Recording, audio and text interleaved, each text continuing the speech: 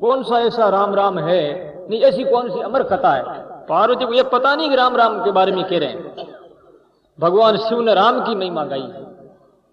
राम रामेति राम इति इति राम, ये राम ही सब कुछ है। शेष नाम जो शेष विष्णु नाम है, गोपाल शेष नाम है, बहुत से शेष नाम है, उन नामों की तुलना में राम की महिमा ज्यादा है। क्यों महिमा ज्यादा? रमन्ते योगिनानंते सत्यानंदे चिदात्मति राम इति पदे नाशो परम ब्रह्म अभिधीयते, भगवती श्रुति कहती है, वेद भगवान कहते हैं। रमन्ते योगिनानंते, जो योगियों के अंतकरण में वो राम रमन करता है। सत्यानंदी चिदात्मनि, वो सत्य स्वरूप है, चेतन और आनंद स्वरूप है। ऐसा जो राम है, इति पदे ने ब्रह्म इति अभिधीयते, वही ब्रह्म है राम का नाम। पार्वती ने देखा, रे ये तो मैंने सुन रखा था, शंकर भगवान ने तो वही बात दोहराई। इसका मतलब क्या है? पार्वती को पहले राम नाम के प्रति विश्वास नहीं था। भगवान शिव के कहने के बाद में राम नाम को सब कुछ समझ करके उस पर विश्वास हो गया और उस राम नाम के लिए हृदय में स्थान हो गया। और उसके बाद में पार्वती खूब राम राम करती रही, फिर जन्म और मरण के चक्कर में छूट गई। पार्वती को जब मेहता नहीं समझ आई, तब तक उसको जन्म मरण ने 108 माला, ये किसकी है? मणियों की। शंकर भगवान जो रुद्र, ये माला जो है मुर्दों की पेरी हुई है, ये पार्वती के सिर थे माथे। पार्वती मेरी प्यारी तो बहुत है, लेकिन अभी तक मेरे प्यारे प्रियतम प्रेमास्पद को पार्वती ने जाना नहीं है, उनके बारे में अनुभव नहीं किया है, इसलिए मृत्यु और जन्म में ये चक्कर इनको भी चल रहा है। इस चक्कर में भी वो आ रही है। प्यारी तो बहुत है वो मेरी, इस वास्ते प्यारी मान करके गलों में जो है उन्होंने वो जो है मरे हुए आदमियों की, यानी पार्वती के सिर की माला बना करके पैर ली। लेकिन जब तक पार्वती की जिज्ञासा नहीं हुई, राम नाम की महिमा के बारे में पार्वती ने नहीं पूछा कि राम नाम का क्या महत्व है, तब तक भगवान शिव ने सुनाया भी नहीं। क्योंकि जिज्ञासु के बिना ऐसी सुनाने से कोई फायदा नहीं है। जबकि बेचारी वो इतनी बार मर चुकी थी, उसकी धर्मपत्नी थी। धर्मपत्नी तो एक घनिष्ठ संबंध होता है, फिर भी पात्र के बिना ज्ञान नहीं दिया जाता है। इस वास्ते आचार्य श्री ने कहा है, ब्रेहि प्रेमी मोम दिले जन दरिया निष्का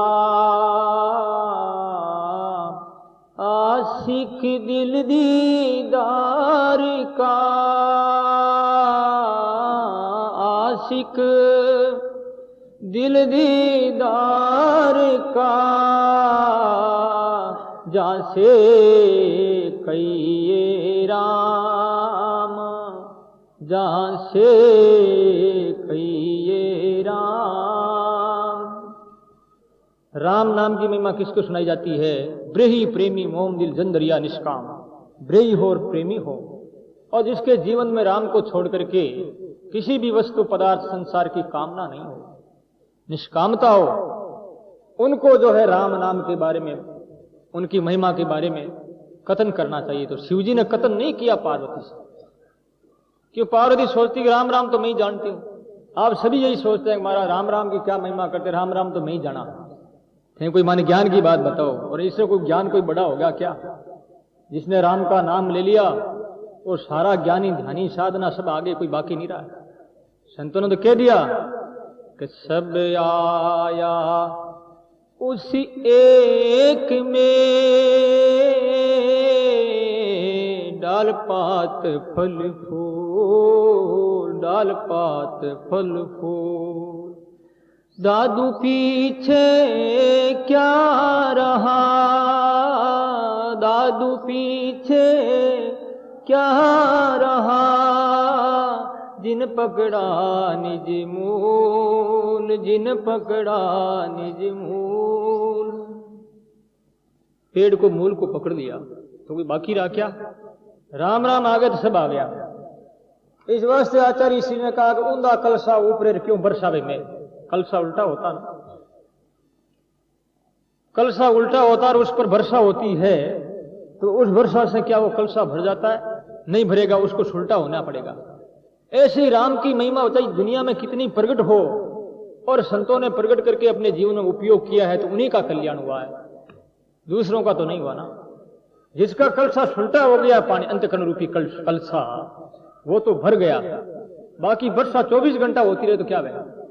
पानी का घड़ा जो है ऐसे उल्टा है, उसका मुख तो नीचे है, भले 24 घंटा पानी नीचे जो नदियां की नदियां बहती रहे, लेकिन वो तो नहीं भरेगा, वो तो ऊपर है ऐसे, और कब उसका मुंह जो नीचे है। ऐसे महिमा प्रकट होने पर भी राम नाम की महिमा की वर्षा हो रही है, सदगुरु की कृपा की वर्षा हो रही है, लेकिन सज्जनों हम लोग उनका जो है सदुपयोग नहीं कर पा रहे हैं। इसके कारण से ये महिमा हमारे अंतकरण में प्रकट नहीं हो रही है, और प्रकट हुए बिना जीवन में शांति और सुख और मोक्ष प्राप्ति का जो लाभ है वो प्राप्त नहीं हो रहा। इस वास्ते महाराज श्री ने राम नाम की महिमा के बारे में कहते हुए महाराज श्री कहते हैं, दरिया ना के नाम के बिरला आवे को, जो आवे तो परम पद, जो आवे तो परम पद, आवागमन न साई, आवागमन न साई। बोलो राम। बहुत ही सुंदर बात कही महाराज श्री कहते हैं, दरिया नाके नाम के बिरला आवे को। राम नाम के गेट पर दरवाजे पर कोई बिरला ही आता है, नाके नाम के, ये नाका है परमात्मा का। जैसे जलाशय होते हैं, मारवाड़ी में नाका किसे बोलते हैं? नाका कहते हैं तालाब में से जो एक जगह होती है, मार्ग होता है, प्रवेश करने का एक द्वार होता है, उसे नाका बोलते हैं। ऐसे ही राम नाम के अंदर जो एक द्वार है, उस द्वार को कोई जान लेता है, तो खोज लेता है, तो सज्जनों वो द्वार में घुस जाता है। और यदि वो द्वार को नहीं जानता है तो वैसी उसकी दशा होती है, अंधे ने नियमाना यथा अंधा। उपनिषदों में जो कहा है भगवान ने, एक राजा ने भोज दिया था संत महात्माओं को और ब्राह्मणों को और भी दरिद्र नारायण को, कि सब मेरे यहां पर आए और भोजन करें। मंत्री ने डंडोरा पिटवा दिया, सब लोग जा रहे हैं राजा के मुख्य द्वार था। तो एक कोई सूरदास साधु, वो भी बेचारा गया। सूरदास गया तो सूरदास ने कहा, भाई राजा की जो राज द्वार कहाँ है? तो बोले ये किला है महाराज, किला की ये दीवार 4 दीवारी है, इस 4 दीवारी के ऊपर आप हाथ लगाते रहें और हाथ से टच करते हुए स्पर्श करते करते करते आप राउंड और घूमते रहें। अपने आप ही आपका हाथ जो है नाके में चला जाएगा गेट में, तो समझ लेना कि ये गेट आ गया और आप प्रवेश कर लेना। सूरदास ने क्या किया, उस जो है दीवार को पकड़ करके वो चलने लगा। थोड़ी देर के बाद वो गेट आता है, तो सूरदास के सिर पे खुजली हो गई। तो सूरदास ने खाद खुजालना चालू किया, और जो कदम था पैर उसने बढ़ा तारा, वो वहां रुका नहीं। इसलिए क्या वो गेट जो है पीछे रह गया, सूरदास आगे चला गया। बेचारा घूम रहा चारों ओर, लोगों से पूछ रहा है, भाई काफी समय हो गया है और मेरे जो अंगुलियों भी लूलुवान हो चुकी है, खून आ रहा है, गेट भी मिला नहीं। तो बोले महाराज गेट तो पीछे रह गया। फिर पीछे कैसे रह गया? मैं तो हाथ जो है चलाता रहा हूं। क्या आपने खुजली तो नहीं खुजाड़ ली है? शायद खुजली खुजाड़ ली होगी। तो फिर से जो है उसने और राउंड लगाया तो फिर उसके खा डाल गई। फिर जो हाथों को ऐसे करने लगा, फिर आगे बढ़ गया। तो ये क्या, ये जगत अंधा है, मोक्ष के द्वार पर आया हुआ है, लेकिन विषय भोग रूपी ये खुजली चल पड़ती है। इससे क्या आगे बढ़ जाता है और इस द्वार को छोड़ देता है। ये मनुष्य शरीर परमात्मा का द्वार, बैकुंठ का, इसमें हमने प्रवेश कर लिया तो सदा के लिए न्याल हो जाएंगे। और ये संसार की खुजली तो बंद होने वाली नहीं भाई। ये तो कोई बंद करना चाहता है तो भले स्वयं नियम से कोई जीवन बिताए। देख ले तो 50 वर्ष की आयु होगी, अब तो इन संसार को छोड़ो। शरीर से चाहे भले ही हो, लेकिन मन से तो त्याग कर दो, क्योंकि त्यागा शांति रणंतरम। भगवद गीता में भगवान कहते हैं त्याग से शांति की प्राप्ति हो सकती है। त्याग किसका किया जाता? जो हमारा है नहीं। त्याग उसी का होता है त्याग किया नहीं जाता, त्याग के बारे में समझाया जाता, समझना है, विवेक करना है। क्योंकि हम नहीं छोड़ेंगे तो भी संसार हमें छोड़ देगा। यदि हम पहले छोड़ देंगे तो हमारी इज्जत रह जाएगी। अंतम तो तजेंगे पामर, क्यों नहीं तजे अब ही से। अंतम तो तजेंगे पामर, क्यों नहीं तजे अब ही से। अंत समय ये तेरे को छोड़ेंगे तो पहले छोड़ दे, तो तेरी इज्जत रह जाएगी। नहीं तो वही बात होगी बांबी वाली। ध्यान लगा सुनना, एक बांबी था तमार, उसकी स्त्री बड़ी खराब थी। वो बार बार झगड़ा करती, कहती कि मैं तेरे को छोड़ दूंगी। एक दिन मित्रों के सामने उसने चर्चा की कि भाई साहब मेरी स्त्री मुझे छोड़ देगी, और स्त्री जिसको छोड़ देती है इससे मतलब बड़ा कायर और नपुंसक क्या होगा।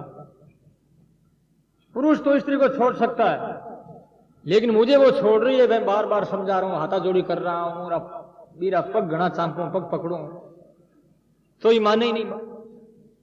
ऐसी क्या औरत है ये। मित्रों ने कहा भैया एक दिन ये छोड़ेगी, इस वास्ते तू पहले इनको छोड़ दे। अब वो चमार जो ऊपर डागले पर गया है और सापा को फाड़ करके छिंदी हाथ में लेकर के कह देख लो भाई मैं मारी लुगाई ने छोड़ू हूं, मारी लुगाई ने छिंदी दे दी हूं। लोगों के सामने बोर्ड जोर जोर से चिल्लाने लगा, यानी मैंने त्याग कर दिया। क्योंकि वो तो त्याग कर रही थी पहले से ही, तो उस बांबी की इज्जत रहेगी। तो ये जगत एक दिन छोड़ेगा।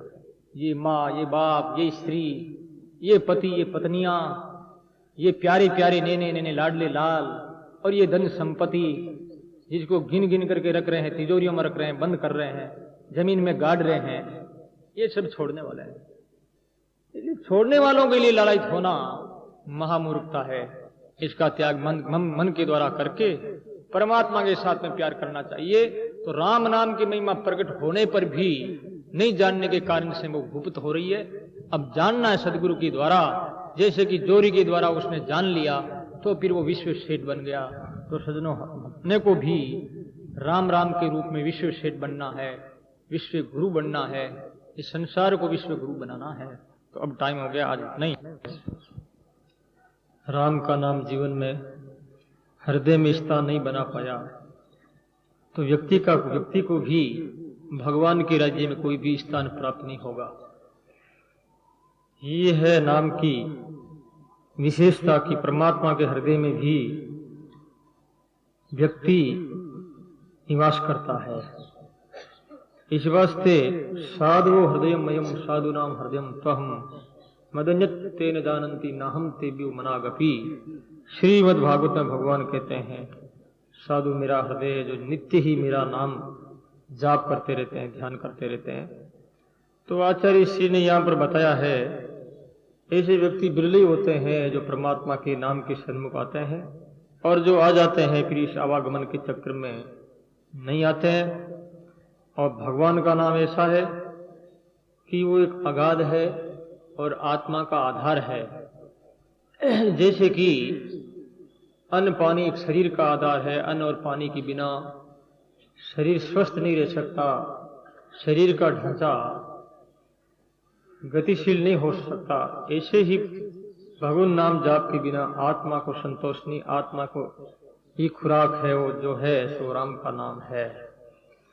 तो आचार्य श्री कहते हैं कि नाम जाप करने से मिटे सेजाई विकार, सेज में ही विकार खत्म हो जाता है। विकार नष्ट करने के लिए ज्यादा परिश्रम करने की आवश्यकता नहीं है, और कोई साधन जुटाने की यज्ञ हवन होम व्रत दान पुण्य इतने ही जो कार्य किए जाते हैं से कार्य कारण है जीव को पवित्र होने के लिए, उसकी भी करने की कोई आवश्यकता नहीं। यदि वो भगवान नाम जाप के अंदर रत हो गया है तो मानो उसने सब कुछ कर लिया। यहाँ पर महाराज श्री कहते हैं, और भगवान नाम जाप करने से कितनी सुंदर बात है। महाराज श्री कहते हैं दरिया राम संभालिता देख कीता गुण हो, आवागमन का दुख मिटे,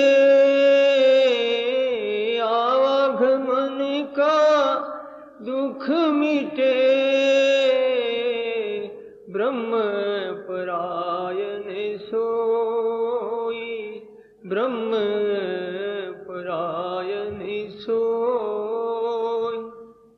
महाराज कहते हैं नाम जाप करने से, साधक को कह रहे हैं, एक साधक, और जो दर्द होता है उसी प्रकार से मरण धर्मा, मरण स्थिति वाले को ये दर्द होता है, और ऐसे जन्म लेता तो भी बहुत ही दर्द होता है। इसलिए ये दुख जो है बड़ा भयंकर दुख है। संतों ने कहा कि इस रोग को मेट दो, और ये बीमारी नहीं मिटेगी तो आपके जीवन में कुछ भी जो है नहीं मिटा। शारीरिक बीमारी तो मिट सकती है, और भी बीमारियां ठीक हो सकती है वैद्य और डॉक्टरों के द्वारा, दवाइयों के द्वारा, लेकिन जन्म और मरण जो है ये सदगुरु ही वैद्य है, जिसके द्वारा ये मरण मिटाया जा सकता है। तो महाराज श्री कहते हैं कि ब्रह्म परायण हो, और यदि वो जीव नहीं मानता है तो आचार्य श्री भय बताते हुए कहते हैं, भय बताना नहीं होता है, वास्तविकता है भय को स्मृति में लाना है, क्योंकि भय तो है ही है जन्म और मरण का, लेकिन हमने जो है जन्म और मरण को याद करना छोड़ दिया है। याद भी करते हैं तो अंधकरण से नहीं करते हैं, यही समझते हैं कि मानो हम तो बहुत बहुत जिएंगे, मरने वाले तो कोई दूसरे ही हो सकते हैं, हमारे आस पड़ोस के लोग हो सकते हैं, हम थोड़ी मरेंगे। ऐसे लोगों के मन में दृढ़ता और भावना है। यदि ये निश्चय हो जाता है कि मुझे मरना है, तो वो कभी भी जो है परमात्मा को भूलने की कोशिश नहीं करेगा। सदा ही नाम जाप उनके रचना के ऊपर, हृदय में नाम की स्मृति, और ब्रह्मरंध्र में निरंकार का ध्यान योग जो है सतत चलता रहेगा। इस वास्ते आचार्य श्री कहते हैं कि भाई तुम मान लो, और ये मरना एक दिन है। महाराज श्री कह रहे हैं मरना है रे ना नहीं, जामे फेरन सार, जन दरिया भे मान के, जन दरिया भे मान के, अपना राम संभार, अपना राम संभार। बोलो राम। आचार्य श्री कह रहे हैं मरना है रहना नहीं, मरना पड़ेगा इसमें निस्सार, यानी इसमें कोई रति मात्र फर्क नहीं। संदेह होता है तो जीने में होगा, क्योंकि पता नहीं कब आदमी मर सकता। को जानाति अदृश्यापि मृत्यु कालो भविष्यति, जातस्य ही ध्रुव मृत्युर। भगवद गीता में कहते हैं जन्म लेते ही उसकी मृत्यु जो उसके पीछे लग जाती है। इस वास्ते अजरा मृत प्राज्ञो धर्मान गृत्यु केशेषु मृत्युना धर्ममा चरित। मृत्यु ने पीछे से जो केस पकड़ रखे हैं, पता नहीं वो कब व्यक्ति को नीचे लुढ़का दे, लटका दे, गिरा दे, पतन कर दे, मार सकता है। मृत्यु कभी भी परिस्थिति को नहीं देखती है कि इसकी परिस्थिति बेचारे की अब ठीक हो गई होगी। इनके बड़ी बड़ी बेटियां, बड़े बड़े बेटे सब शादीशुदा हो गए होंगे, व्यापार में अच्छी प्रगति कर ली है, अब तो घर में सब ठीक हो गया है, अब बूढ़े की कोई आवश्यकता नहीं है। अब इस बूढ़े को जो है मृत्यु ये सोचती कि मैं स्वीकार कर लूं, लेकिन बूढ़े को स्वीकार नहीं करती मृत्यु। पता नहीं जवानी को भी स्वीकार कर सकती है, बाल्य अवस्था को भी स्वीकार कर सकती, कोई भरोसा नहीं इस मृत्यु का। इस वास्ते इस मृत्यु के बारे में सोचते हुए मरण धर्मा मनुष्य का यह कर्तव्य है कि वो मरने के पहले पहले ही अजर अमर हो जाए। और ये मरना निश्चित है, भगवान के मौत तो उसके पीछे लगी हुई है। जैसे कोई बादल मंडरा रहे, चारों ओर मौत है, लोग घर से बाहर निकलते हैं। आज तो इतना आतंकवाद और इतना आदमी जो है अविश्वास पैदा होता जा रहा है, पता नहीं किस कारण से हो रहा है, प्रशासन की तरफ से हो रहा है अथवा समाज की तरफ से, अथवा अपने कोई देवी प्रकोप के द्वारा प्रकृति कोई कुपित हो सकती है, लोगों के गलत आचरण होने के कारण से। रोज आदमी निकलता ये सोच करके निकलता कि मैं क्या सुरक्षित घर में पहुंच जाऊंगा। दुर्घटना हो सकती है, किसी दूसरे ऐसे आतंककारियों के शिकार हो सकता है, पता नहीं, जिंदगी का कोई भरोसा ही नहीं। इस वास्ते महाराज कहते हैं कि मरना है रहना जा में फिर इंसार। लेकिन सबसे बड़ा आश्चर्य यही है कि मरना है फिर भी लोग ये नहीं सोचते हैं कि अपने शुभ कर्म कर लो, भजन ध्यान करके ईश्वर की प्राप्ति कर लो। महाभारत में कथा आती है पांडवों की, और महाभारत सीरियल में भी ये आप सबको दिखाया गया है कि जंगल में वन वन में भटकते हुए पांडव, एक दिन प्यास लगी माता कुंती को, तो कुंती ने कहा भैया प्यास लगी पानी पिला दो। तो उनका लड़का जो सहदेव गया पानी लाने के लिए। तालाब में यक्ष रहता था। यक्ष ने परीक्षा की। परीक्षा करने के लिए यक्ष ने कई प्रश्न किए थे, जिसमें एक ये भी प्रश्न किया था कि सबसे बड़ा आश्चर्य क्या है। तो वो प्रश्न का उत्तर नहीं दे सके, इस वास्ते यक्ष ने उसको मार दिया। उसके बाद में नकुल गया तो वहां जो है ये प्रश्न सामने खड़ा हुआ कि सबसे मोटा अचंबा क्या है। नकुल भी प्रश्न का उत्तर दे नहीं पाया, उसे भी मार दिया। ऐसे एक एक करके सबको मार दिया। सिर्फ युधिष्ठिर जी महाराज बचे थे। युधिष्ठिर जी महाराज वहां गए और पानी लेने लगे। इतने में यक्ष ने कहा खबरदार सावधान, पहले ये मैं पूछना चाहता हूं सबसे बड़ा आश्चर्य क्या है। युधिष्ठिर जी महाराज ने बहुत ही सुंदर ढंग से उत्तर दिया है कि एनी एनी भूतानी गच्छन्ति ये यमालय शेषा स्थावर मिच्छन्ति किमाश्चर्य मत परम। दुनिया में ये लोग सब मरने जा रहे हैं, मर रहे हैं, और मरने वाले को जलाने के लिए जाते हैं, लेकिन वापिस आकर के फिर ये नहीं सोचते हैं कि मुझे भी मरना पड़ेगा। ये सबसे बड़ा आश्चर्य है। इस बात से संत कहते हैं संत दास संसारी में देत मड़ा को दा खुद मरने का भय नहीं, खुद मरने का भय नहीं, हो रहा बेपरवाह, हो रहा बेपरवाह। संदा संसार में देत मड़ा को दा, लोग संसार में मरे हुए को दा क्रिया संस्कार करने के लिए जाते हैं, लेकिन खुद को मरने का भय नहीं, हो रहा बेपरवाह। ये सबसे बड़ा आश्चर्य है। संतवाणी को देख लो, महाभारत इतिहास पुराण श्रुति स्मृतियां एक ईश्वर में एक ही प्रयोजन की बात कहते हुए सावधान करते हैं कि उत्तिष्ठ जागृत प्राप्ति वरान निबोधत है। भगवती श्रुति के लिए भाई उठो जागो और अच्छे महान पुरुषों का संग करो। इस बात देत मड़ा का बहुत लोग जो है मरने वालों को दाह क्रिया संस्कार में जाता है। कई लोग तो वहां आजकल तो वहां भी मीटिंगें करने लग जाते हैं, वहीं जो है सिगरेट बीड़ी पीने लग जाते हैं। वहां भी वैराग्य लोगों का खत्म हो गया। पता नहीं भगवान की क्या लीला। वैराग्य को वैराग्य हो गया आपसे, वैराग्य डरने लग गया व्यक्तियों से कि ये खा जाएंगे मुझे। एक बात मुझे याद आ गई। एक बार भगवान समझो ईश्वर है, ईश्वर बड़े भयभीत हो गए। भयभीत होकर के देवताओं के वहां गए हैं, क्योंकि बड़े बेटे हैं देवता लोग। तो विचार विमर्श किया गया। भगवान ने देवताओं से कहा, देवताओं इन मनुष्यों को मुझे बहुत भय लगता है।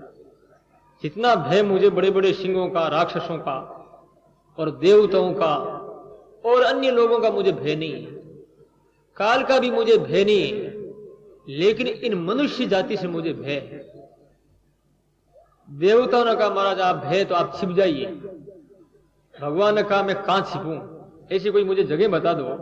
तो देवताओं ने कहा कि आप ऐसी जगह छिप जाइए जो मनुष्य कभी भी खोज कर भी नहीं पाएगा।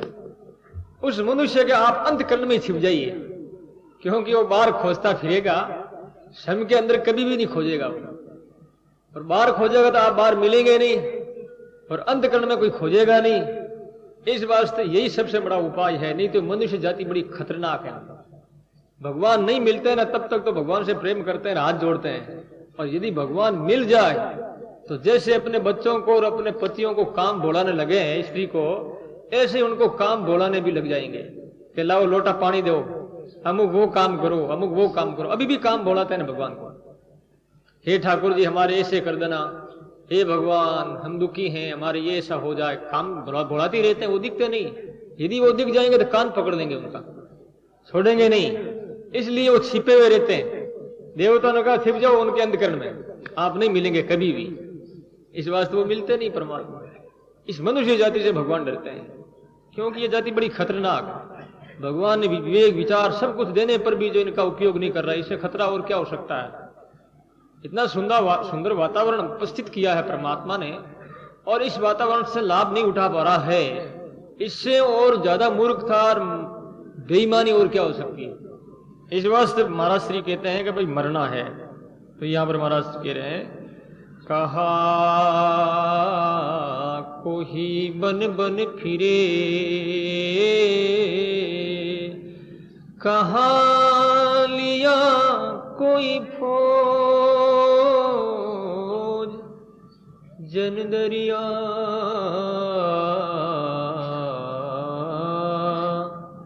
कहाँ कोई बन बन फिरे, कहाँ लिया कोई फौज, जन दरिया निज नाम बिना, दिन दस मन की मौज। दिन दस मन की मौज, मन की मौज है बस दिन दस की, ज्यादा नहीं। चाहिए जंगल में फिरो, चाहे घर में रहो, चाहे बाहर भटकते रहो, कहीं भी घूमते रहो।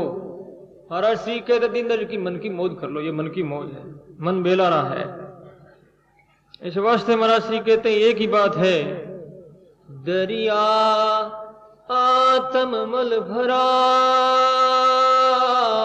कैसे निर्मल हो, साबुन लावे प्रेम का, साबुन लावे प्रेम का, राम नाम जल धो, राम नाम जल धो। बहुत सुंदर बात कही महाराज जी। दरिया आत्म मल भरा, कैसे निर्मल हो, आत्मा में मल भरा हुआ है, और निर्मल कैसे होगा, तो साबुन लावे प्रेम का, प्रेम का साबुन और राम नाम रूपी पानी हो, तो ये अंतकरण रूपी कपड़ा सुंदर और स्वच्छ हो सकता है।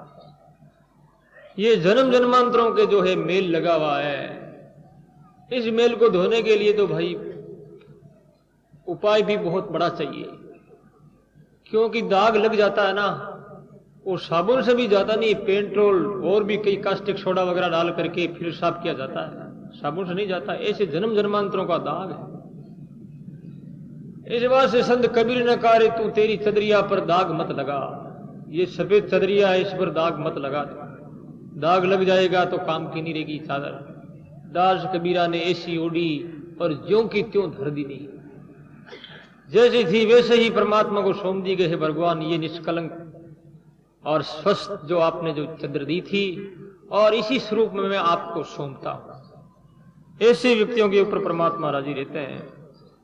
तो ये प्रेम जो इतना है, महाराज श्री कहते हैं साबुन लावे प्रेम का। प्रेम में आदमी इतना पगला हो जाता है जो कि अपना आपका होश नहीं रहता। ऐसी स्थिति में उसके किए हुए जो कर्म होते हैं परमात्मा के द्वारा माफ कर दिए जाते हैं, और भगवान उन्हें माफ कर देते हैं।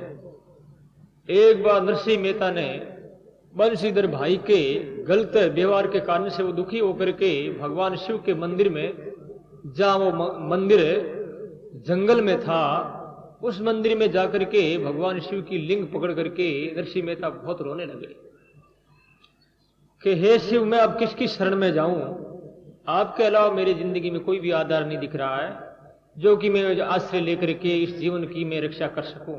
ऐसा सोच कर वो फूट फूट कर रोने लगे। 7 दिन तक लगातार वो रोते रहे रोते रहे। उसके बाद में शिवलिंग में ही, ज्योतिर्लिंग में भगवान शिव प्रकट हो गए। प्रकट होकर के भगवान शिव ने नरसिंह मेहता से कहा कि भाई क्या चाहता है, वरदान मांग ले। उसने कहा महाराज मैं और कुछ नहीं चाहता हूं, मुझे तो आप भगवान कृष्ण को मिलाइए, और मुझे और कछु नहीं चाहिए, मुझे राधे श्याम मिलाइए, मुझे और कछु नहीं चाहिए, मुझे राधे श्याम मिलाइए। कुछ नहीं चाहिए प्रभु, मैं राधे श्याम की आवश्यकता है मुझे।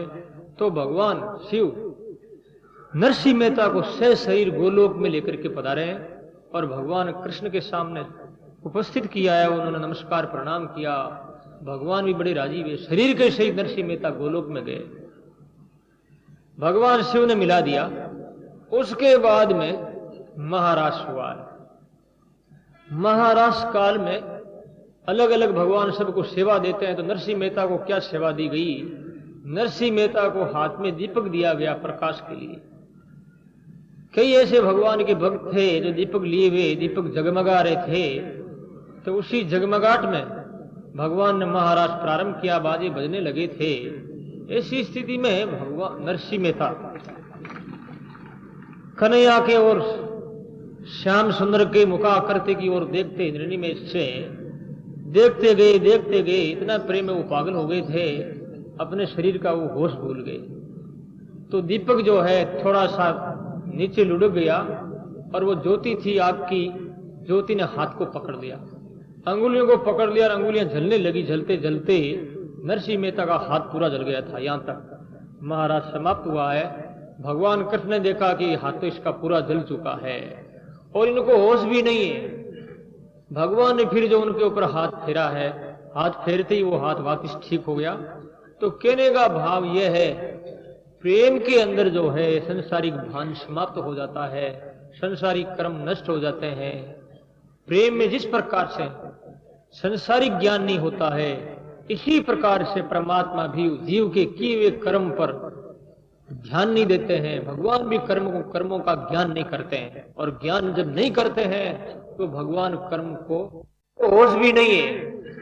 भगवान ने फिर जो उनके ऊपर हाथ फेरा है, हाथ फेरते ही वो हाथ वापस ठीक हो गया। तो कहने का भाव यह है, प्रेम के अंदर जो है संसारिक भान समाप्त हो जाता है, संसारिक कर्म नष्ट हो जाते हैं।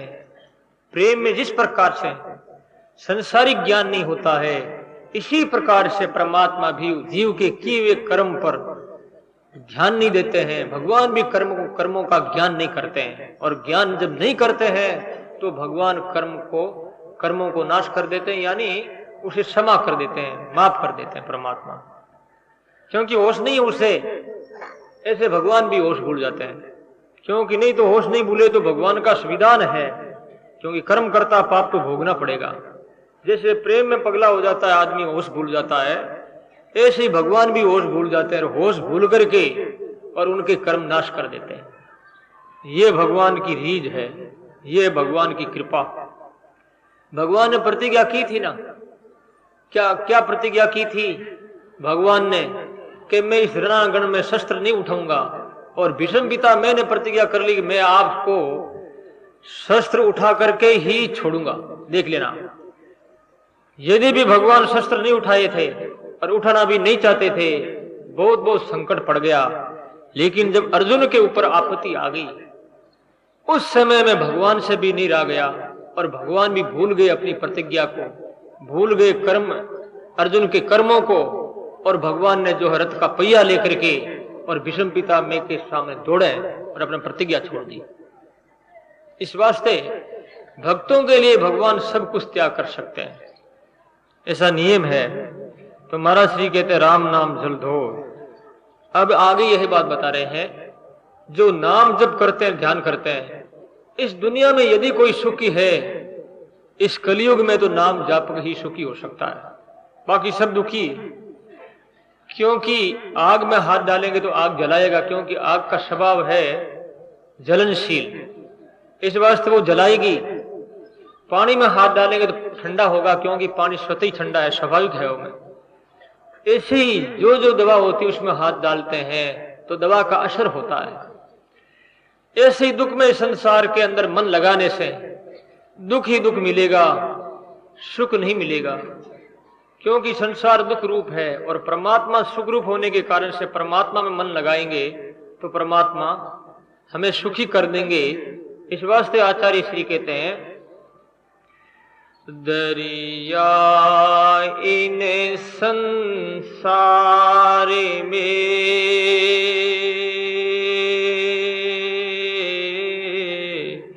सुखी एक है संत, पीवे सुधारस प्रेम से, पीवे सुधारस प्रेम से, राम नाम निज तंत, राम नाम निज तंत। बोलो राम। आचार्य श्रीधरिया महाराज कहते संसार में सुखी कौन है? वो संत सुखी है जो राम नाम लेते रहते हैं, हरदम जाप करते रहते हैं, वही सुखी है, बाकी सब दुखी। इसलिए कबीर ने कहा है कि तन दर सुखिया कोई नहीं देखा, और जो देखा सोई दुखिया वे। राजा दुखिया प्रजा दुखिया, वो तो तपसी को दुख दूना रे। राजा दुखिया प्रजा दुखिया, तपसी को दुख दूना रे। तन दर सुखिया कोई नहीं देखा। केत कबीर सुनो रे भाई साधु, वो तो साधु रे सुखी मने जीतावे। साधु सुखी मने जीतावे, तन दर सुखिया कोई नहीं देखा। संत कबीर ने कहा है तन दर सुखिया कोई है ही नहीं। तब से भी दुखी। तब से कैसे दुखी? तब से इसलिए दुखी है कि ये संसार की इच्छा करता कि मैं राजा बनूंगा, अथवा मुझे अमुक पद की प्राप्ति होगी। पद को लेकर के यदि कोई तपस्या करता और भगवान की आराधना करता है, वो भी दुखी, क्योंकि उसकी मांग जो है दुख स्वरूप संसार की है, संसार के पदार्थों की है, संसार के जो है क्षय और नाशवान पदों की है। इस वास्ते वो सुखी नहीं हो सकता। तपस्या हिरण्यकश्यप ने भी की, लेकिन उसको दुख हुआ। यदि वही तपस्या परमात्मा की प्राप्ति के लिए, ईश्वर प्राप्ति के लिए करता तो वो सुखी होता। ध्रुव भी थोड़े से दुखी हुए थे। ध्रुव को जब ध्रुव लोक की प्राप्ति भगवान ने वरदान दिया था और भगवान अंतर ध्यान हो गए, ध्रुव थोड़े से दुखी हो गए थे। श्रीमद् भागवत में वर्णन आता है। ध्रुव दुखी हो गए थे। उस समय राजा परीक्षित ने सुखदेव जी महाराज से पूछा कि महाराज ध्रुव को ईश्वर साक्षात्कार हुआ है और ध्रुव दुखी क्यों है? ध्रुव ने इस वास्ते दुख प्रकट किया कि 36,000 वर्ष तक मैं राज करूंगा, भगवान का मिलन हुआ है और मैं एक पद के लिए ही कामना की है मैंने, तो ये बहुत गलत काम किया। भाई हीरा मिल जाता है अथवा पारस मिल जाती है, फिर भी आदमी दरिद्र रहता है, तो उसकी मूर्खता का ही तो परिचय है। और क्या है? पारस मिल गए फिर दरिद्र कैसे? दरिद्र हो नहीं सकता। ऐसे ही जब परमात्मा का परम पवित्र पावन प्रेम मिलन है और फिर भी हम परमात्मा से नाशवान वस्तु की कामना करते हैं। कोई एक गरीब आदमी राजा महाराजाओं के पास में जाकर के कामना क्या करता है कि मुझे एक शेर धान दे दो, अनाज दे दो। राजा कह रहे मूर्ख कहीं का, एक शेर अनाज मुझसे क्या मांगता तू? मांग ले सोना चांदी और जितना भी रुपया पैसा चाहिए, जमीन चाहिए, गांव चाहिए, गढ़ चाहिए, क्या चाहता तू जो बताइए सो मांग ले। लेकिन उनके सामने जाकर की नाशवान वस्तु की इच्छा की है। इस वास्ते तपस्या करने वाला दुखी होना पड़ेगा उसको, यदि नाशवान संसार की इच्छा है, कामना है तो।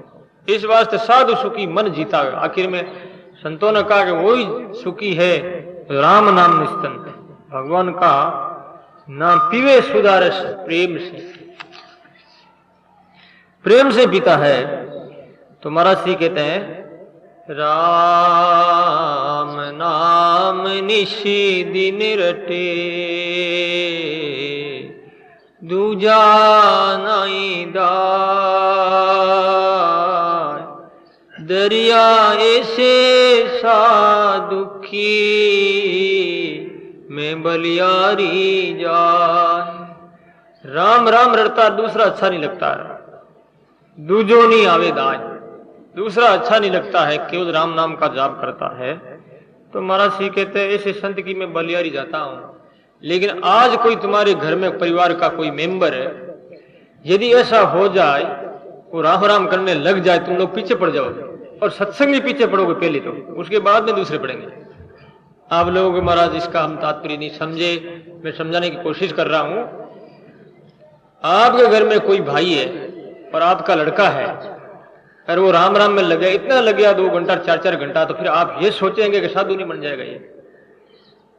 उसने टीवी देखना छोड़ दिया, सिनेमा जाना छोड़ दिया, चाहे लड़का हो चाहे लड़की हो, फिर आपके मन में ये हो जाएगा ये साधु नहीं बन जाए, ये साध्वी नहीं बन जाए। तो उनको आप फिर क्या करेंगे?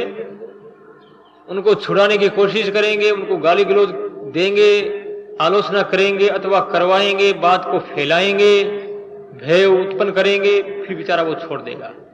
ये सही बात, क्योंकि ये कर्म सत्संगियों में पहले घुसेंगे और उसके बाद में दूसरे के पड़ोसी में घुसते हैं। देख लो कोई भी अच्छा काम, मीरा अपनी माँ की लाडली थी, मीरा दादा की भी लाडली थी। दादा भी, मीरा के दादाजी बहुत धार्मिक थे, मीरा के पिताजी भी, और मीरा की माँ भी, वो भी धार्मिक और भगवत पूजा करती थी। लेकिन इस बात को लेकर के उनको भी सहन नहीं हुआ कि मीरा जो है शादी नहीं करे, कंवारी रहे, ये लड़कियों के लिए कान तक उचित है। इस कठिनाई का सामना जो है मीरा ने किया, आपको मालूम है ही। तो भाई बात यह है ना, जितना संसार में और संसारिकता में अपनी बुद्धि जो घुसी हुई है और उसके प्रति जो हमने जो महत्व दिया है, यानी जो उसका मूल्य समझा है, उतना मूल्य परमात्मा का हमने नहीं समझा। इस जगत के लिए पता नहीं कितना ही हम जो बलिदान हुए हैं और होते रहेंगे, कितना ही शरीर दे दिया और कितने ही देते रहेंगे, जब तक कि हम ध्यान पूजा पाठ नाम जाप करके अजयमर नहीं बन जाएंगे, तब तक ये सिलसिला, ये कर्म जारी रहेगा, कभी मिटने वाला नहीं। ये खास बात मैं आपको बता रहा हूं, ये बात आप सहन नहीं कर सकते हो। आप ठीक है घंटा भर के लिए सत्संग सुनने के लिए आ सकते हो, घड़ी हो 2 घड़ी आप राम राम श्रम कर सकते हो, लेकिन आपकी संतान यदि धार्मिक प्रवृत्ति में अच्छी प्रकार से यदि वो उसका प्रवेश हो रहा है तो आप सहन नहीं कर पाएंगे। ये बिल्कुल मैं सत्य, कटु सत्य कह रहा हूं। और ये बात मैं कई बार देखता हूं लोगों में। हम लोग तो घूमते रहते रात दिन, हमको मालूम है, और हमारे शब्दों से कभी कभी किसी किसी के मन में ऐसी जागृति आ जाती है और वो ध्यान में लग जाते हैं और उसके बाद उनके घर वाले पीछे पड़ते हैं। हमने कई बार देखा, एक नहीं सैकड़ों का उदाहरण मेरे पास है, मैं देना नहीं चाहता हूं। तो इस वास्ते क्या है कि हम तो ऐसे ही हैं, कैसे जैसे कि वो एक बात मुझे याद आ गई कि एक पाड़ा का दृष्टांत देते हैं, आपको ध्यान होगा। ऐसे लोग होते हैं ना, वो जो गाने बजाने वाले, सारंगी वाले, क्या बोलते हैं उनको, भोपा जो होता है, भोपा और भोपी जो है, पाड़ा के ऊपर उनकी गृहस्थी की गाड़ी का पूरा सामान उसके ऊपर रहता, पाड़ा के ऊपर मांसा वगैरह जितना ही जो है ना सामान, पाड़ा ही होता है उसके सब कुछ। जैसे अपनी बैलगाड़ी होती है किसानों के, उनके पाड़ा होता। तो पाड़ा के ऊपर सामान रखते थे। एक दिन क्या, वो पड़ बाज रहा था, पाड़ा को छोड़ दिया गया और पाड़ा पता नहीं कहां चला गया, छिप गया बेचारा। अब इधर उधर दौड़ लगाई, पाड़ा मिला नहीं। तो फिर भोपा जो बोली बोलता है, मनोती मना रहा है। भोपा कहता है, हे बाबू जी, पाड़ा मिल जावे तो आपके हम अर्पण कर देंगे, चढ़ा देंगे, इसकी बलि कर देंगे, और तो क्या करें, क्योंकि वैसे गम तो वैसे ही गया है, परंतु वो मिल जाए तो आप ये बोलवा है, बस मिल जाएगा तो आपकी बलि करेंगे, आपके चढ़ा देंगे, भेंट कर देंगे। अब दूसरे दिन पाड़ा मिल गया तो अब जो है बेचारी वो भोपण कह रही है, आपने ऐसा कैसी प्रमोज की, ये बोलवा कैसे बोलो, अरे तुमको पता नहीं, चुप रह तुम, ऐसा थोड़े करेंगे, मैं तो पापू ने पोटा हूं, ऐसा करना नहीं है। तो भाई आध्यात्मिक जीवन भी हमारा ऐसा ही है, जैसे भोपा जैसा, इसमें आगे कुछ नहीं है, बुरा मत मानना। और वास्तविकता है इस बात में। देखो त्याग करके पता लगे आपकी कोई संतान भजन करती है 24 घंटा, आप क्या करोगे उनके साथ में, मुझे मालूम है नहीं कर सकते। आप संसारिक हो, संसार में फंसाने की कोशिश करोगे, दुनिया से आप डर रहे हो, आप लोग जो है पड़ोसियों से डर रहे हो, गलत लोगों से डर रहे हो, लेकिन परमात्मा से नहीं डरते हो, क्योंकि परमात्मा का तो मैं तो है ही नहीं, कुछ भी नहीं। और जो भगवान से डरे जो परमात्मा से भयभीत हुए हैं, उन्होंने जीवन का वास्तविक लाभ उठाया है। ये जगत क्या देने वाला, 4 दिन के लिए आपकी आलोचना कर लेगा, क्या करेगा और ये, इनके पास और है ही क्या बेचारे के पास। इत्र की शीशी में सुगंधी आती है, जैसा इत्र होता है वैसी सुगंधी आएगी, इनके पास है क्या, यही तो है। अच्छी चीज होती है अच्छी चीज बाहर निकलती है, बुरी होती है बुरी बाहर निकलेगी। इस वास्ते भाई महाराज श्री कहते हैं ऐसे संत की मैं बलियारी लेता हूं। आगे महाराज श्री कहते हैं, दरिया सुमिरन राम का दिखते भूली खे, धन्य धन्य वे साधुआ,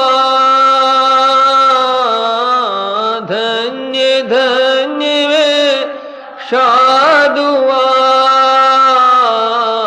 जिन्हें लिया मन मेल, जिन्हें लिया मन मेल।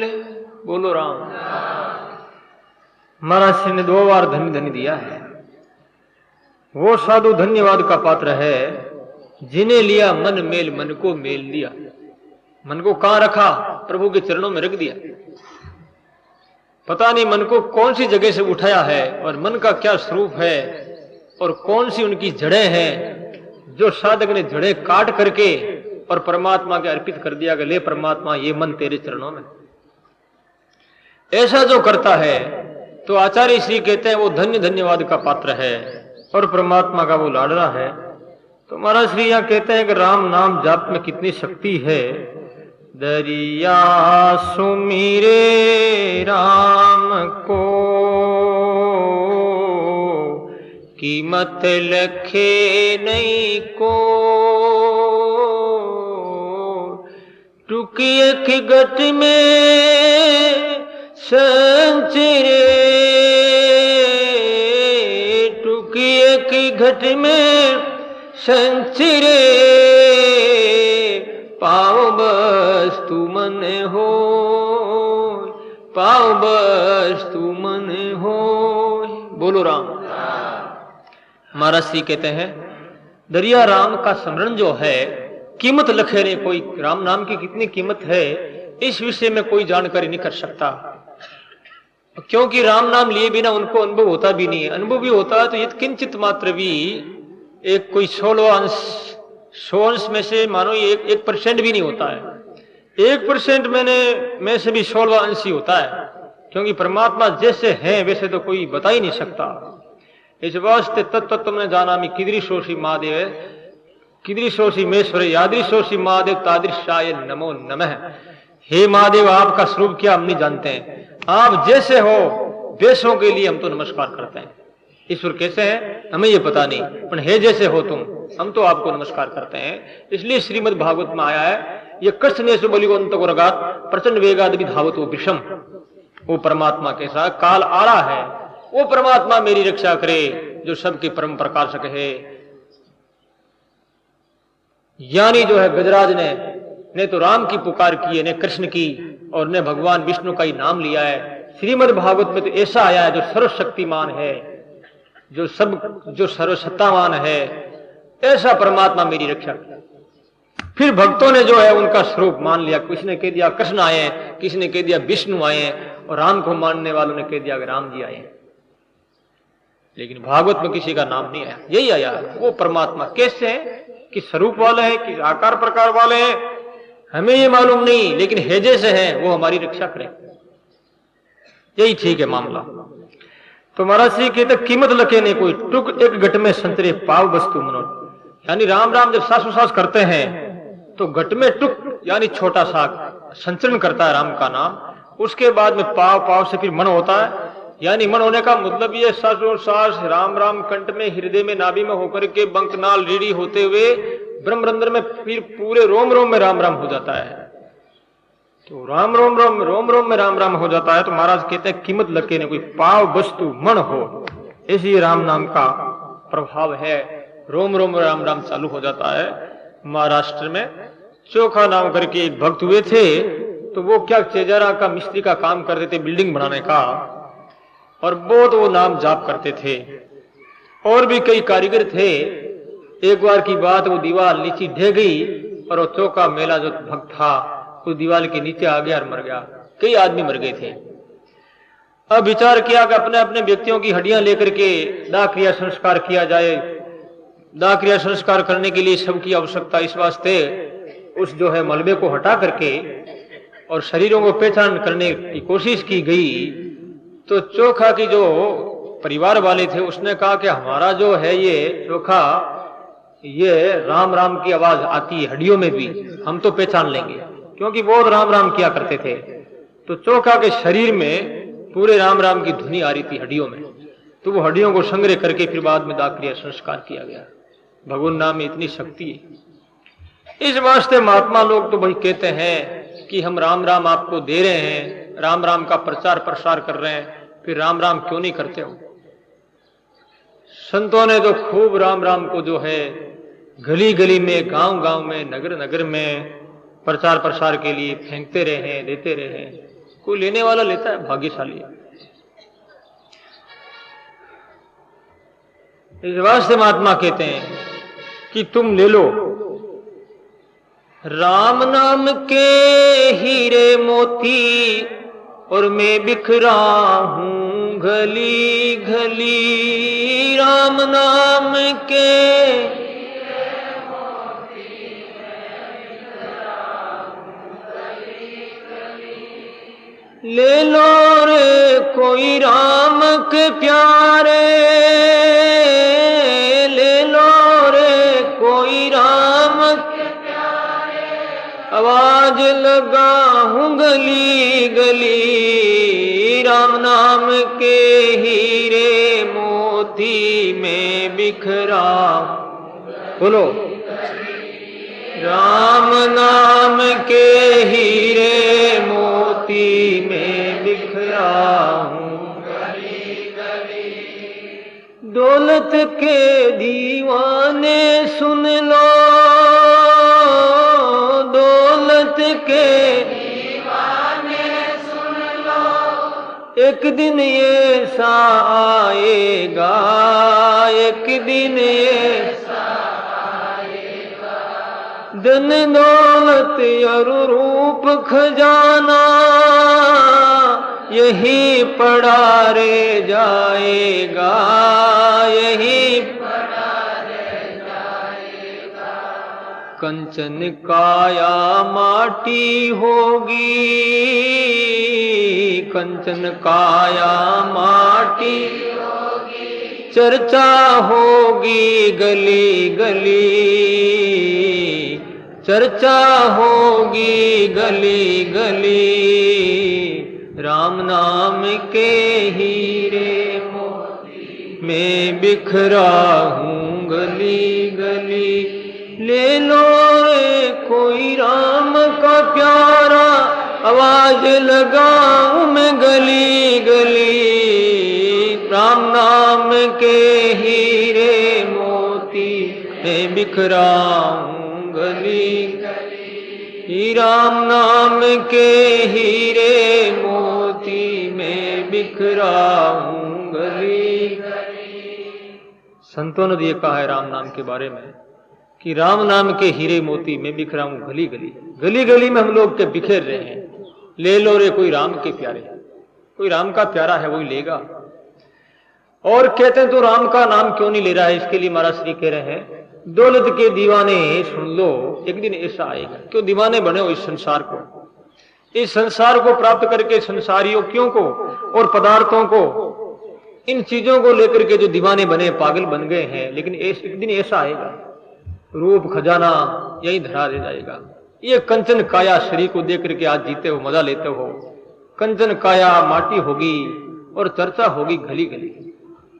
ये चर्चा होगी भाई बाद में कि फलाने आदमी अच्छे थे, भले थे, तो भले को ऐसे कर कहेंगे लोग, भलाई की आवाज उठाएंगे। और कोई बुरा होगा तो बुरी आवाज उठाएंगे कि बदमाश था, मर गया, अच्छा रहा। ये चर्चा होगी बाद में और कुछ होने वाला कुछ नहीं है। इसलिए राम नाम के हीरे मोती मैं बिखरा हूं गली गली। महात्मा ने ये कहा है। तो आचार्य श्री ने राम नाम की बड़ी सुंदर महिमा कही है। कि भगवान नाम जाप करते रहो, परंतु फिर भी दुनिया के अंदर कुछ लोग ऐसे भी होते हैं, उनके लिए महाराज कहते हैं, दरिया सुमीरे राम को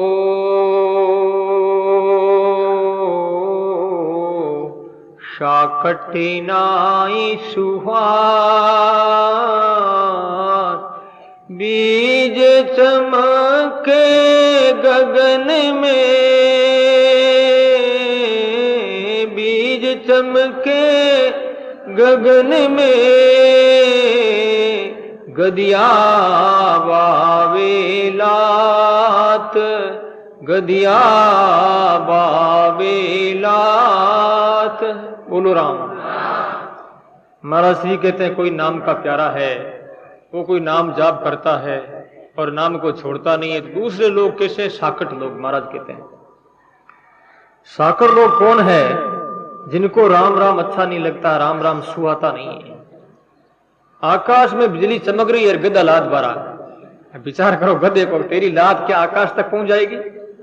बिजली ने कौन से तेरे कोई अड़चन पैदा की है? बिचारी वो तो आकाश में चमक रही है, प्रकाश दे रही है, बादलों के आपस के टक्कर से प्रकाश पैदा हो रहा है, और तू गदा लात बारा है, तो तेरी लात से बिजली का कोई बिगड़ने वाला नहीं है।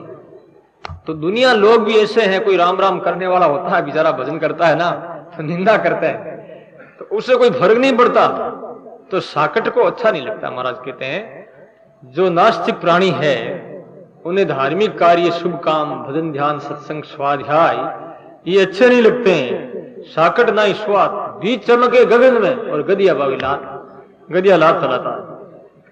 तो महाराज जी कहते हैं ऐसे लोग होते हैं, तो ऐसे लोगों से ही डरने की आवश्यकता नहीं है, क्योंकि यदि आदमी भगवत भजन में विघ्न करने वाले लोगों से डर गए तो उन लोगों का हौसला बुलंद हो जाएगा, और भी जो वो दबाने की कोशिश करेंगे और भगवान नाम जाप उन परमात्मा के प्रेम में जो है व्यवधान डालने की कोशिश करेंगे। ऐसे लोगों से घबराने की कोई आवश्यकता नहीं। महाराज जी का कहना यह है। तो महाराज फरमा रहे हैं, फिरी दुहाई शेर में चोर गया सब भार, शत्रु फिरे मित्र भया, शत्रु फिर मित्र भया, हुआ राम का राज, हुआ राम का राज। महाराज के दुआई फिर गई, यानी जो विजय पताका फहरा दी गई है। हर व्यक्ति के अंदर चोर बैठे हुए। कौन से चोर? काम, क्रोध, लोभ, मोह, अहंकार, ये बड़े बड़े चोर हैं, डाकू हैं, लुटेरे हैं, और ये रात दिन लूट रहे हैं। तो आचार्य श्री कहते हैं ये लुटेरे क्या थे? पहले हमारे परम शत्रु थे, लेकिन आज ये लुटेरे जो डाकू है ये हमारे मित्र बन गए। काम, जो कामना, संसारिक कामना, वासना में काम रहता था, आज यही काम परमात्मा में रहने लग गया, तो काम का उपयोग हो गया। क्रोध दुनिया के ऊपर करते थे, बाल बच्चों पर करते थे, आज क्रोध अपने मन के ऊपर करने लग गया, इस बार से क्रोध भी अपना मित्र बन गया। यानी ये जितने जो शत्रु है, काम, क्रोध, लोभ, मोह, अहंकार, इनका हम सदुपयोग करने लग जाएंगे तो ये हमारे मित्र हो जाएंगे, और इनका दुरुपयोग किएंगे तो शत्रुता का काम करेंगे।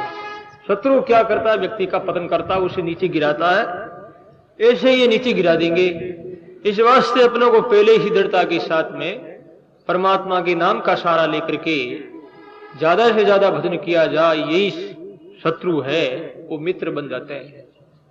मीरा के बहुत शत्रु हो गए थे, लेकिन आखिर में जो शत्रु वो मित्र बने कि मीरा क्या थी? मीरा ही थी। ऐसे बहुत से संतों के बारे में बात है। ये पहले शत्रु होता जगत, जगत क्या करता है? पहले तो जगत करेगा उसकी आलोचना, आलोचना से नहीं मानेगा, भजन करता रहेगा, ध्यान करता रहेगा, प्रभु के परम प्रेम स्वरूप में जो है डुबकी लगाए हुए रहेगा, तो उसके बाद में क्या करेंगे? उनको गालियां देगा, और गाली देने पर भी नहीं मानता है तो तो फिर उसकी पिटाई करेगा, और पिटाई से भी नहीं मानता है तो फिर सोचेगा क्या करें, इनका मर्डर कर दें क्या। मर्डर तो करना उसके हाथ नहीं है, लेकिन फिर बाद में कहेगा ओहो ये क्या सा, ये तो है से, ये तो आपका क्या कहने की बात, ओहो इतना निंदा किया गया, झगड़ा किया गया, लड़ाइयां की गई, लेकिन कितना इन्होंने सहनशील, कितनी सहनशीलता जो इनमें है, ये तो महान आत्मा है। फिर जगत जो है पूजा करता है। भगवान भी कहते हैं तवर तपऊं और काडू थारी खाल, और इतना नहीं माने तो पच करूं यार। भगवान भी यही कहते हैं तवर तपऊं खूब अच्छी प्रकार से, फिर नहीं माने तो फिर न्याल कर दूंगा। तो जगत भी ऐसा ही है, चिंता मत करो। तो महाराज जी कहते हैं फिर के सारे हमारे मित्र बन गए नाम जाप से। और आखिर महाराज ने बात कही है, जो कुछ थी सो ही बनी, मिट गई खेचाता, चोर पलट करे शाह भया, चोर पलट करे शाह भया, फिरी राम की आन, फिरी राम की आन। बोलो राम। महाराज जी के जो कुछ थी सो ही बनी। जो कुछ थी क्या, जो कुछ भगवान है, जिस स्वरूप वाले हैं, जिस आकार प्रकार वाले, जिस रूप में स्थित है, स्थितवान है, वैसे ही वो परमात्मा हमें प्राप्त हुए। हम हमारी स्थिति में आ गए। हमारी स्थिति क्या, जंदरिया जा स्थिति रची निष्दिन बरसे नूर। हमारी स्थिति ब्रह्म स्थिति, राम स्थिति, जिसे स्वरूप स्थिति कहते हैं, कि हम लोग स्वरूप स्थिति में प्राप्त हो गए। जो स्वरूप स्थिति हमारे से बहुत दूर थी, और फिर हमें जो गले लगा लिया, कृपा करके उन्होंने हमें स्वीकार कर लिया। और हमारी ये खींचातानी, यानी संसार के अंदर इस व्यवहारिक और सामाजिक ये द्वंद्वात्मक जगत का जो मामला है, ये खींचातानी लगी हुई थी। इस खींचातानी से हम निवृत्त हो गए, खींचातानी मिट गई। चोर पलट कर सा भया, चोर था मैं परमात्मा का, लेकिन आज साहूकार हो गया। फिरी राम की आन, राम की दुआई फिर गई, आन फिर गई। जैसे कोई भी एक देश दूसरे देश के ऊपर चढ़ाई करता है और वो आक्रमण करके उसको आधीन कर लेता है, उसको सरेंडर कर देता है, उसकी आन फिर जाती है। आन का मतलब विजय हो जाती है। राम की आन फिर गई। तो आज जो है पापों की आन फिरी हमारी अंतकरण में। पाप चारों ओर हमारे ऊपर छाए हुए हैं, पर्दा डाल दिया गया है अज्ञान का, जिससे कि हम परमात्मा को देख नहीं पा रहे हैं। तो आचार्य श्री यहां पर कहते हैं चोर पलट करके मैं साहूकार बन गया। पहले परमात्मा का चोर था। भगवान का भजन नहीं करते हैं तो सबसे बड़ी चोरी है। चोरी करना ये चोरी नहीं है। सबसे बड़ी चोरी, सबसे बड़ी गलती यदि कोई है तो वो है कि परमात्मा को भूलना। आत्महत्या से बढ़कर के पाप बताया भगवान को भूलना, शास्त्रों में ऐसा आया है। सबसे बड़ा पाप क्या है? और पाप तो डूब सकते हैं,